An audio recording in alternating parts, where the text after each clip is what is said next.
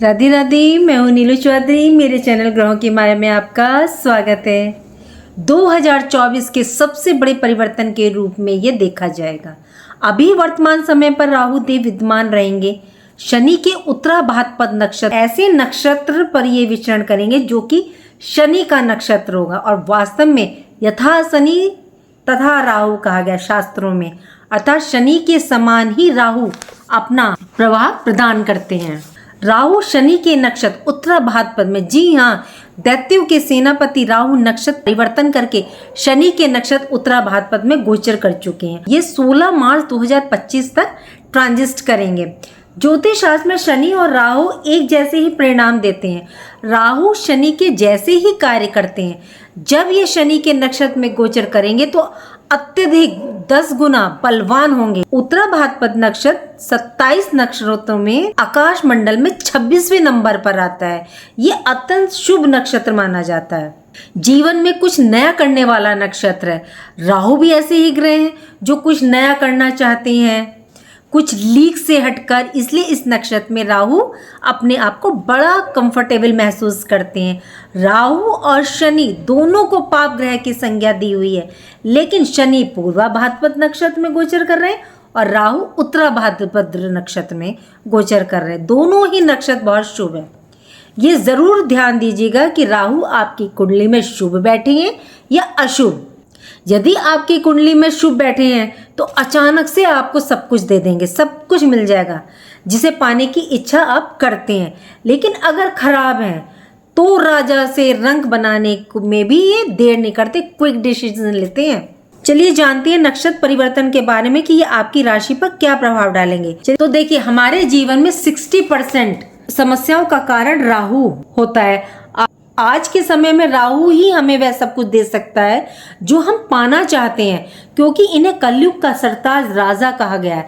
राहु एक ऐसा ग्रह है जो अचानक से विपरीत दिशा से एक्टिव होकर कार्य करने लगता है। राहु को मायावी और छाया ग्रह कहा गया। राहु में वह ताकत है क्योंकि इनका दिमाग बहुत चलता है, जो चीजों को अचानक से बदल सकता है। अचानक से परिवर्तन का सूचक भी राहु देवी है।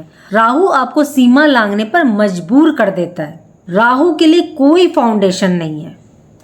राहु देखिए, क्रिएशन, इन्वेंशन, लड़ाई झगड़ा, गुस्सा, ऑनलाइन वर्क, इन सबको, विद्युत, इन सबको राहु ही जन्म देता है।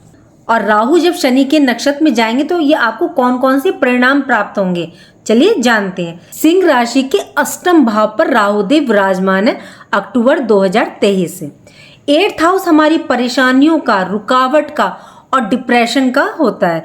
हम अपना कार्य तो पूरा कर रहे हैं लेकिन कोई ना कोई रुकावट आ रही है। 99 तक पहुंचकर फिर वापस आ गए। यदि ऐसी स्थिति देखने को मिल रही है तो कहीं ना कहीं राहु यहाँ एक्टिव है आपके 8th हाउस पर।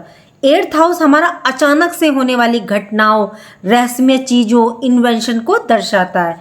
8th हाउस से लास्ट टाइम मृत्यु को भी इसी से देखा जाता है।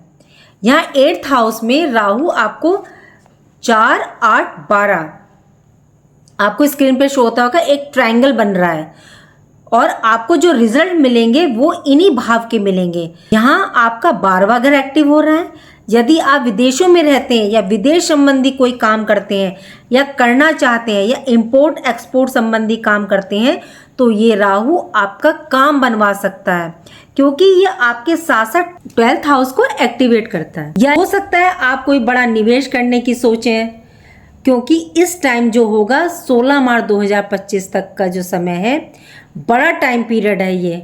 राहु 8 महीने कोई परिवर्तन राहु का आपको देखने को अब नहीं मिलेगा। छोटे ग्रहों के तो बहुत ट्रांजिट होंगे और होते रहेंगे, इसलिए आपको जानने की आवश्यकता है कि 8 महीने मेरे साथ, मेरे जीवन पर क्या होने जा रहा है। तो देखिए, 12th हाउस एक्टिवेट है। जो लोग मोक्ष की कामना करते हैं उनके लिए बहुत ही उपयुक्त समय है। ईश्वर तत्व को जानना चाहते हैं, ईश्वर के प्रति जो आस्था, जागृति रखते हैं या उनके साक्षात्कार से जुड़ना चाहते हैं, यह समय आपके लिए उपयुक्त समय है। मोक्ष की राशि हमारी 12वीं राशि है। अब दूसरी तरफ फोर्थ हाउस पर राहु की दृष्टि है, वो भी एक्टिवेट हो गया। फोर्थ हाउस आपके प्रॉपर्टी संबंधी काम का बनना, चाहे सेल करना चाहते हो या कोई आप चीज परचेज, दोनों के लिए अनुकूल समय। भूमि, भवन, वाहन का सुख प्राप्त होगा। अब देखिए फोर्थ हाउस, आप ट्रायंगल को देखिएगा, फोर्थ हाउस का कनेक्शन आपके 12th हाउस है, तो माता के स्वास्थ्य का ध्यान रखने की आवश्यकता है। यदि आप अपने स्थान में परिवर्तन चाहते हैं तो यह संभव है, क्योंकि फोर्थ हाउस आपका घर, 12th हाउस घर से दूरी, तो इसलिए परिवर्तन का संजोग बन रहा है। फैमिली को साथ भी ले जा सकते हैं और कार्य के विस्तार के लिए अकेले भी जा सकते हैं। देखिए यहाँ 8th हाउस अष्टम भाव सबसे अधिक प्रभावी होगा, तो अपने काम गुप्त रखिएगा, सीक्रेट रखिएगा। और हमारा नेचर क्या होता है कि हमें थोड़ी भी उपलब्धि मिली, सफलता मिली, तो हम वाहवाही प्राप्त करने के लिए, पाने के लिए उसे किसी के साथ शेयर कर देते हैं। आप जितना अपना काम गुप्त रखेंगे उतनी ज्यादा सफलता आपको प्राप्त होगी। राहु 8th हाउस में शनि के नक्षत्र में, शनिदेव 6th हाउस और 7th हाउस पर विराजमान है, तो इससे हमारा तीसरा घर, तृतीय घर एक्टिव हो गया है।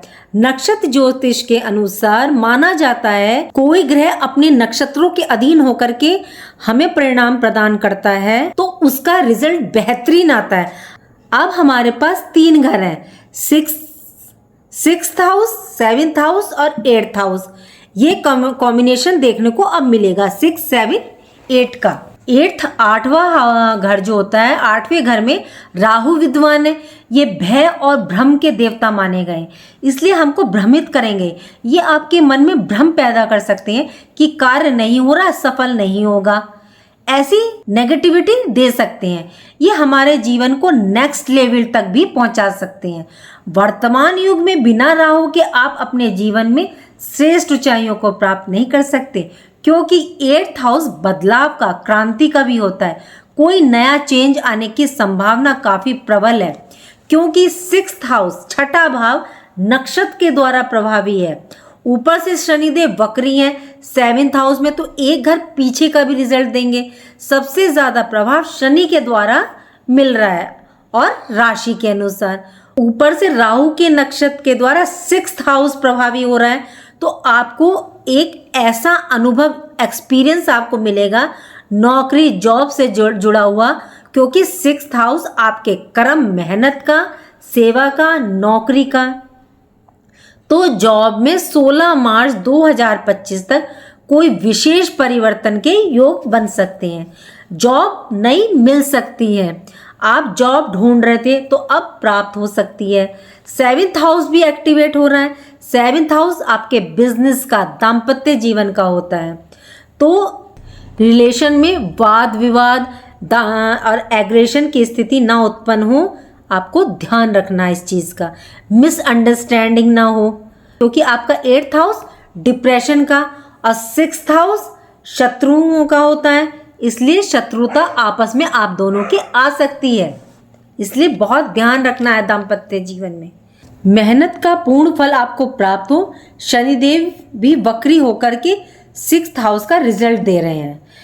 कोर्ट के संबंधित दिक्कत चल रही हैं तो दूर होंगी। कोई लोन वगैरह है तो उससे छुटकारा दिलवा सकते हैं। देखिए यहाँ आपके 6th, 7th, 8th हाउस आपके एक्टिवेट हो रहे हैं, इससे संबंधी ही आपको रेमेडी करनी है। तो जैसे मैंने आपको बीच में बताया ना कि एक तो आपको पहला नंबर आपको क्या ध्यान रखना कि आपको अपनी बातें गुप्त रखनी है, चाहे वह शुभता से संबंधित हो या वो आपकी अशुभता से संबंधित, दोनों ही चीजें आपको गुप्त रखनी है, तभी आपकी राशि में आपको रिजल्ट मिलेगा देखने का। और दूसरा आपको करना है कि आपको कुछ पैसा या कोई चीज दान करनी है गरीब लोगों को। देखिए इस समय जो आपको ध्यान रखना है सिंह राशि वालों, आप क्या, सिंह राशि अधिकारों का प्रतिनिधित्व करने वाली डोमिनेटिंग राशि है, इसलिए आप अपने अधिकार, राइटों को लेकर ओवर कॉन्शियस रहेंगे, ओवर रिएक्ट करेंगे। कहा जाए तो आपका व्यवहार थोड़ा सा रूड हो सकता है, तो यहाँ आपको ध्यान रखना है। आपको अग्रेशन नहीं दिखाना है, रूड नहीं होना है, जिससे आपकी इमेज खराब ना हो, और धैर्य और संयम से आपको काम लेना है। और जो उपाय आप कर सकते हैं, देखिए एक तो सबसे बेस्ट आपके लिए रहेगा शिव की आराधना।